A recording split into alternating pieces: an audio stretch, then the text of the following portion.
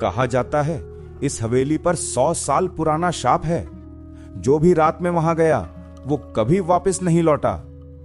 गांव के लोग उस हवेली का नाम भी लेने से डरते हैं। कहते हैं अंदर से अजीब अजीब चीखें सुनाई देती हैं, जैसे कोई मदद के लिए पुकार रहा हो।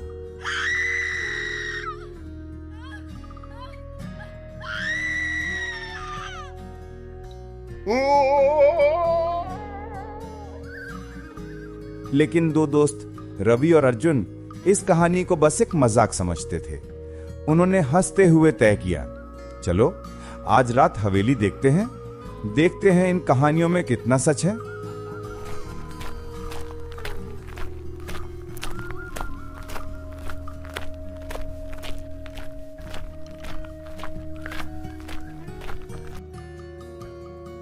रात का अंधेरा गहराने लगा। टूटे दरवाजे की चर चर की आवाज के साथ दोनों हवेली के अंदर कदम रखते हैं और तभी ठंडी हवा का एक झोंका गुजरा। दीवारों पर जमी मकड़ी के जाल हिलने लगे, जैसे कोई अदृश्य नजर उन्हें देख रही हो। रवि ने कांपती आवाज में कहा, अर्जुन, क्या तुझे भी वो साया दिखा? हाँ, लेकिन वो इंसान नहीं है। रात गहरी होती जा रही थी। हवेली के टूटे फूटे दरवाजों से अजीब सी सर्द हवा बह रही थी। अचानक हवेली के अंदर से बच्चों की हंसी की गूंज सुनाई देती है।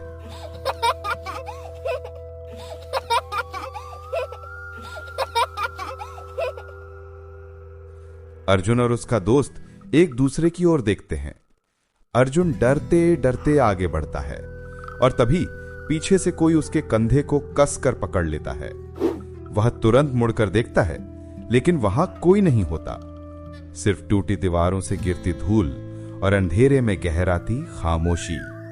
धीरे धीरे दोनों एक पुराने कमरे की तरफ बढ़ते हैं। कमरे का दरवाजा चर चर की आवाज करता हुआ खुलता है।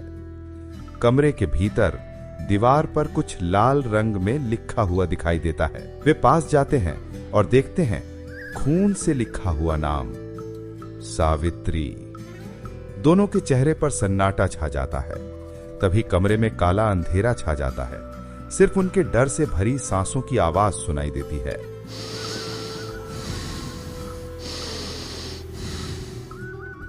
फिर कहीं पास से धीमी लेकिन साफ कदमों की आहट सुनाई देने लगती है, जैसे कोई उनकी ओर बढ़ रहा हो।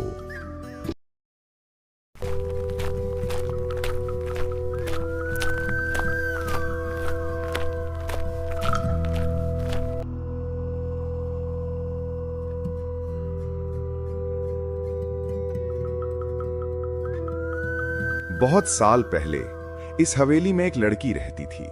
नाम था सावित्री। वो इस हवेली के मालिक की इकलौती बेटी थी। उसकी हंसी से हवेली हमेशा रोशन रहती थी। लेकिन किस्मत ने करवट ली। गांव में रहने वाला एक तांत्रिक उसकी सुंदरता और मासूमियत से प्रभावित हो गया। जब सावित्री ने उसका प्रस्ताव ठुकरा दिया तो तांत्रिक का घमंड और अहंकार भड़क उठा। कहते हैं उसी रात सावित्री पर तांत्रिक ने श्राप डाल दिया। उस श्राप से उसकी हालत बिगड़ने लगी। उसकी चीखें हवेली की दीवारों तक गूंज उठी और एक रात अचानक सावित्री रहस्यमय तरीके से मर गई। गांव वालों का कहना है मरने से पहले सावित्री ने खुद हवेली की दीवारों पर अपने खून से अपना नाम लिखा था और तभी से उसकी आत्मा इस हवेली में कैद हो गई। उसकी मौत के बाद अजीब अजीब घटनाएं होने लगी। रात के अंधेरे में हवेली से औरत की हंसी सुनाई देती, कभी रोने की आवाज आती और कभी टूटी खिड़कियों से सफेद साया झलक जाता। धीरे धीरे पूरा गांव डर के साए में जीने लगा। लोगों ने घर छोड़ दिए, खेत खलिहान उजड़ गए और ये भव्य हवेली तन्हा खड़ी रह गई, सिर्फ सावित्री की आत्मा के साथ। आज भी कोई उस हवेली के पास जाने की हिम्मत नहीं करता, क्योंकि कहते हैं सावित्री अब भी वहां इंतजार कर रही है, अपने अधूरे बदले के साथ।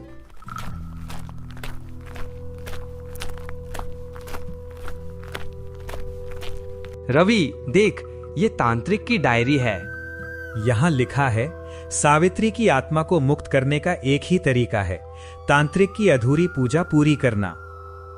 अचानक कमरे में ठंडी हवा चलती है, दीवारें कांपती हैं, एक आवाज आने लगती है। सावित्री की टूटी फूटी रोती हुई आवाज। नहीं, कोई इस पूजा को पूरा नहीं करेगा। मैं कैद हूँ और मैं चाहती हूँ कोई और मेरी तरह ना मरे। तुम भाग नहीं सकते, हवेली अब तुझे भी अपना लेगी।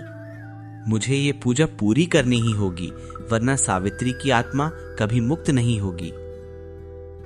नहीं, तू कभी सफल नहीं होगा। ये हवेली हमेशा श्रापित रहेगी। नहीं, मुझे कोई रोक नहीं सकता। सावित्री, मैं तुम्हें मुक्त करूंगा। ये हवेली कभी मुक्त नहीं होगी। अचानक तेज धमाका, सब अंधेरा हो जाता है।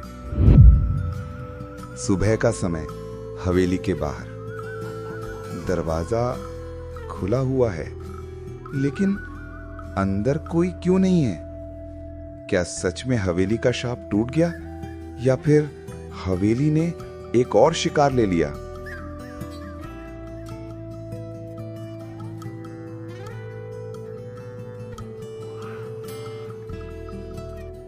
अगर आपको हमारी हॉरर कहानियां पसंद आ रही हैं, तो चैनल को लाइक करें और सब्सक्राइब करें।